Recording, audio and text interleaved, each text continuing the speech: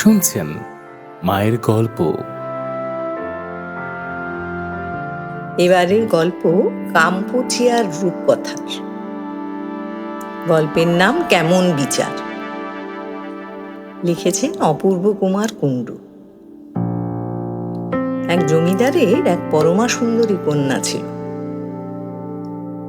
যেমন রূপবতী তেমন গুণবতী। মা বাবার প্রাণ ছিল সেই কন্যা।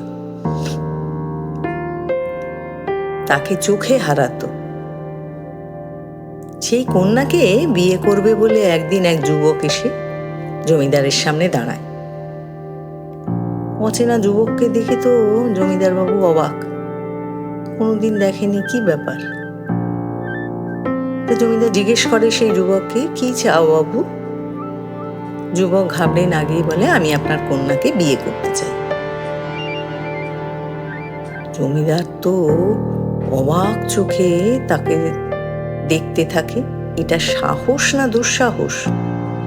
কিছুক্ষণ পরে মনে মনে ফোন দিয়ে জমিদার বলে, বেশ তো, আমার মেয়েকে বিয়ে করবে, ভালো কথা।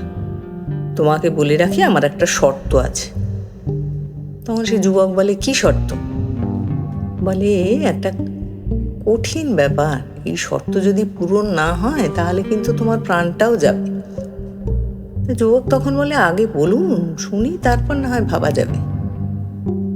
তখন জমিদার বলতে শুরু করেন যে, তুমি কি জানো, আমার জমিদারির পশ্চিম দিকে একটা সরোবর আছে। সেই সরোবরের জল 12 মাস বরফের মতো ঠান্ডা। যুবক বলল, হ্যাঁ জানি। তাই লোকে ওই সরোবরটাকে শীতল সরোবর বলে। বেশ, তাহলে ওই শীতল সরোবরে 3 দিন 3 রাত তোমাকে গলা পর্যন্ত ডুবে থাকতে হবে। পা কিন্তু মাটিতে ঠেকাতে পারবে না।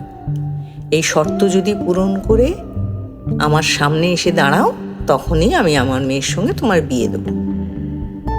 বললো, ঠিক আছে, কবে যাব শীতল সরোবরে? তো জমিদার বলল, দেরি করে লাভ নেই, আগামীকাল সূর্য ওঠার সময় থেকে শুরু করে দাও। যাই হোক, পরের দিন সূর্য ওঠার আগেই সে যুবক এসে হাজির। জমিদার কয়েকজন সৈন্য সামন্ত সমেত তাকে সেই শীতল সরোবরের দিকে এগিয়ে নিয়ে যেতে বলে। যুবকটি সরোবরে নেমে পড়ে, আর জমিদারের পাহারাদাররা তার দিকে তাকিয়ে থাকে। এভাবে 2 দিন 2 রাত পার হয়।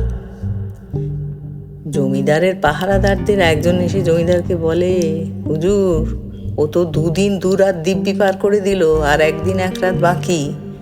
আর ওকে দেখে মনে হচ্ছে ও অনায়াসেই আর একটা দিন কাটিয়ে দিতে পারবে।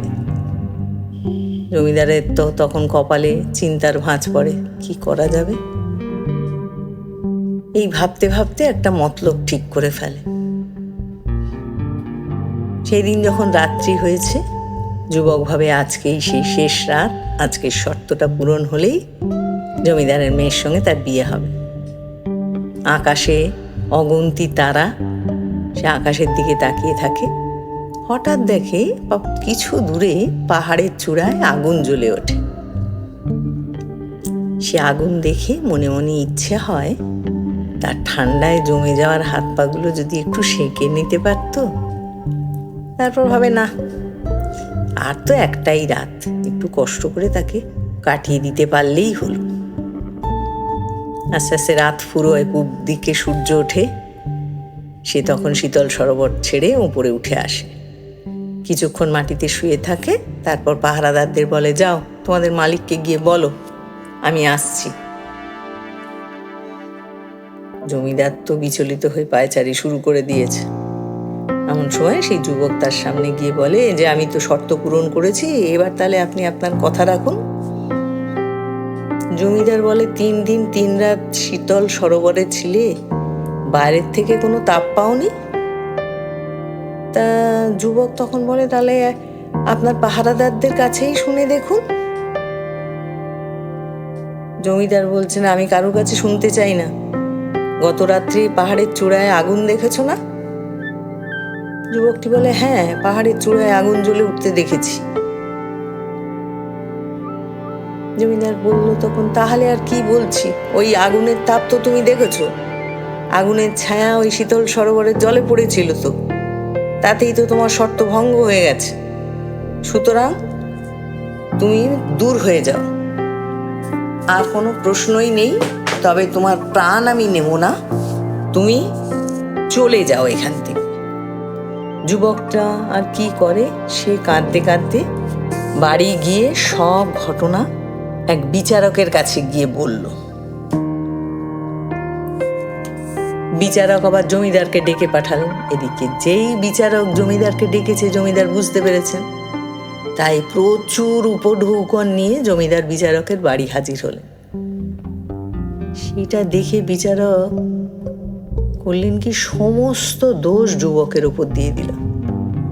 যুবককে ডেকে বলল, তোমার সাহস তো বড় কম নয়, তুমি জমিদারের নামে আমার কাছে নালিশ করতে এসছো? আগুনের তাত আশেপাশে ছড়ায়, সেটা তুমি ভুলে গেছো? বিচারকের কথা শুনে যুবক তো অবাক। একবার জমিদারের মুখের দিকে তাকায়, একবার বিচারকের মুখের দিকে তাকায়। তো তখন বিচারক গম্ভীরভাবে যুবকটাকে বলে যে, তুমি মিথ্যে নালিশ করেছো জমিদারের নামে, তোমাকে জরিমানা দিতে হবে। যুবক তখন কোনো কথাই বলে না, বলে, বলুন কি জরিমানা দিতে হবে বলুন। বিচারক বলে, তোমাকে একটা ভোজ দিতে হবে। তুমি জমিদারের নামে মিথ্যে নালিশ করেছো, আর বিচার করেছি আমি, তাই জমিদার আর আমাকে পেট ভরে খাওয়াতে হবে। যাও এবার বাড়ি গিয়ে ব্যবস্থা করো। কি আর করবে, যুবক কাঁদতে কাঁদতে বাড়ির দিকে এগোয়। হঠাৎ রাস্তার মধ্যে এক খরগোশের সঙ্গে দেখা হয়। খরগোশ খুব বিচক্ষণ। সে যুবককে কাঁদতে দেখে বলে, কি হলো, তুমি কাঁদতে কাঁদতে কোথায় চলেছ? তখন বলছে, কোথায় আর যাব, বাড়ি যাচ্ছি বলে সমস্ত ঘটনা সে সেই খরগোশকে বলে। সব শুনে খরগোশ বলে, এই ব্যাপার, কোনো চিন্তা করো না, তুমি যাও বাড়ি গিয়ে সব রান্না করো। রান্নায় তুমি নুন দেবে না, একটা নুনের পাত্র একটু দূরে রাখবে, আর আমাকেও ডাকবে। যুবক সমস্ত আয়োজন করে তার কথা মতো। তারপর বিচারক আর জমিদারকে নিমন্ত্রণ করে। এই খরগোশকেও ডাকে। জমিদার আর বিচারক খেতে বসেছে। জমিদার খাবার মুখে তুলেই বলে, এটা কি হয়েছে? যুবক হাত জোড় করে বলে, কেন, কি, সব তো ঠিকঠাকই আছে। বিচারক বলো, খাবারটা মুখে তুলে দেখো, খাবারে নুন দাওনি কেন? তখন খরগোশ আসন ছেড়ে এগিয়ে এলো দুজনের সামনে। কেন, নুন ছাড়া খাবার হবে কেন? ওই তো নুনের পাত্র, নুনের পাত্রে নুন থাকলেই হবে, খাবারে দিতে হবে না? তখন খরগোশ বলল, কেন, খাবারের কাছাকাছি নুন থাকলেই তো হয়। দূরে পাহাড়ের মাথায় মশাল জ্বললে যদি আপনার শীতল সরোবরের জল গরম হয়, তাহলে খাবারের কাছাকাছি নুনের পাত্র রাখলে খাবার কেন নোনতা হবে না? কি জমিদার মশাই, ঠিক বলিনি? বিচারক বুঝতে পারে যে খরগোশ তাকে জব্দ করেছে, এবং সে আরো বলে, উপঢৌকন পেয়ে ছেলেটাকে ন্যায্য বিচার না দিয়ে জরিমানা করলেন, এবার আপনারা ফাঁদে পড়ে গেছেন। এবার সমস্ত ব্যঞ্জন আপনাদের খেতে হবে, নুনের পাত্র সামনেই আছে, নিন, খাওয়া শেষ করুন। বিচারক তখন বলে যে, এই খাবার খাওয়া তো সম্ভব নয়। খরগোশ বলে, তাহলে জমিদারের সঙ্গে যে শর্ত হয়েছিল তা পূরণ করতে বলুন। কি আর করা যায়, জমিদার বাধ্য হলেন যুবকের সঙ্গে তার কন্যার বিয়ে দিতে। সেই বিয়ের আসরে খরগোশ উপস্থিত হয়ে যুবককে বলল, কোনো ভয় নেই, বিপদে পড়লে আমার কাছে আসবে, আমরা উপঢৌকন নিয়ে বিচার করি না। শুনলেন মায়ের গল্প।